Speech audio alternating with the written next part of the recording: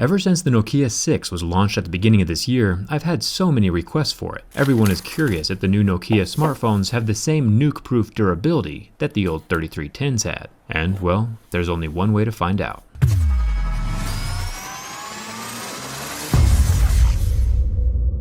I have tested the durability of every major smartphone that gets released over the last few years. I think I've tested about 60 different phones now, and it's Nokia's turn. Pulling it out of the box, it already has a heavy feel to it, which in my book is a good thing. I purchased the slick-looking matte black version. As always, we'll start with the scratch test. I have a set of Mohs picks that allow me to differentiate between different materials. Plastic scratches at a level 3, tempered glass scratches at a 5 or a 6, and sapphire would be at an 8 or a 9. The Nokia 6 has advertised Gorilla Glass 3 on the screen, and it scratches at a level 6, perfectly on par with other flagship devices.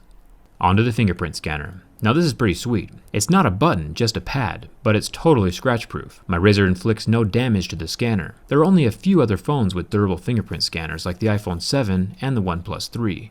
Most phones scratch. The 8-megapixel front-facing camera is also under the front screen glass, so it is scratch-resistant as well.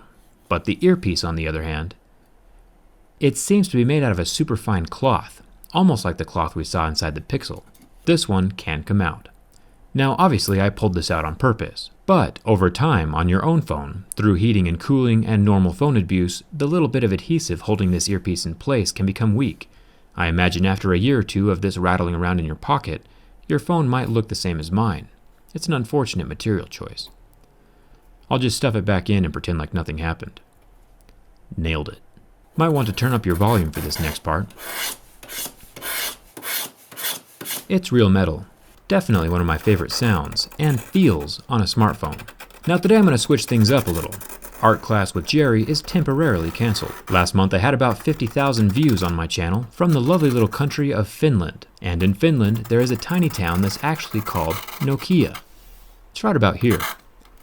Turns out Nokia originated in Finland. Who would have thought? If any of you are planning a vacation to Nokia, my map will help you get there. It's a good map.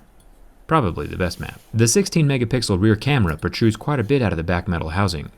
Not quite as good looking as the completely flush LG G6, but the Nokia 6 still has a scratch-resistant camera lens. My razor blade does nothing to it. It's good to see that most cell phone companies these days have stopped using plastic on their camera lenses.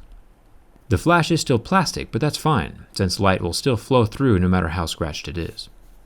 The top of the phone is metal.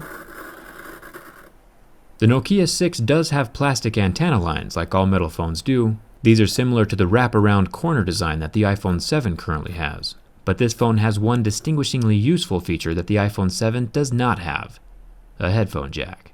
The volume and power buttons are completely made of metal as well, so no matter where you are holding this phone, you'll be touching metal. I'm not gonna lie, it's a good feeling phone on the outside, but it's what's on the inside that really counts. We'll find out more in a second.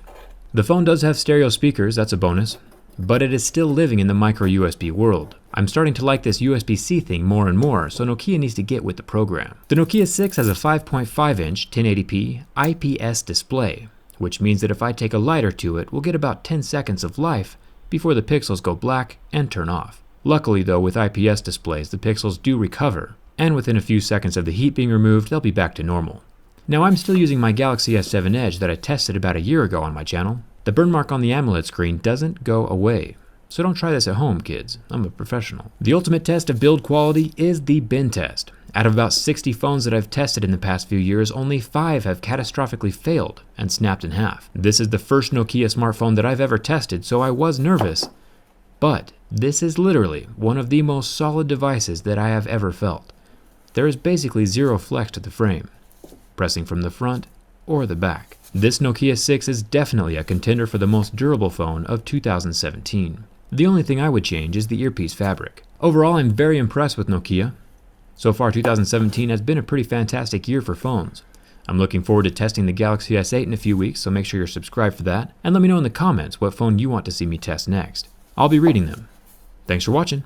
I'll see you around.